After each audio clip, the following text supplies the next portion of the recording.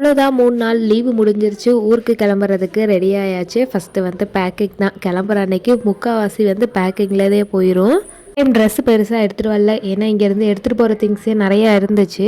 வந்து ஸ்ட்ரிக்டாக சொல்லிட்டாங்க, 2 பேக் தான், இதுக்குள்ளே என்ன வச்சு எடுத்துகிட்டு வர முடியுமோ அதை மட்டும் எடுத்துகிட்டு வா அப்படின்னு சொல்லிட்டாங்க. நான் எதுவும் லக்கேஜ் தூக்க முடியாது, பாப்பாவையும் தூக்க முடியாது. ஸோ எல்லாத்தையுமே அவங்க தான் பார்த்துக்கணுன்றனால பெருசாக தூக்காமல் தேவைன்றதை மட்டும் எடுத்துக்கிட்டேன்.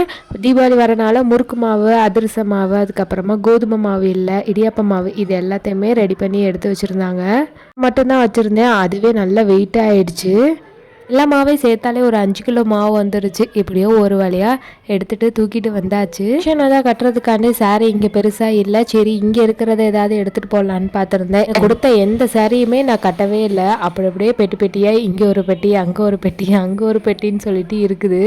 இதுக்கு ஒரே ஒரு ஒர்க் சாரீ மட்டும் எடுத்துகிட்டு அப்படியே அந்த பெட்டியை மூடி வச்சாச்சு. லஞ்சுக்கு வெஜ் பிரியாணி பண்ணிட்டு இருந்தாங்க.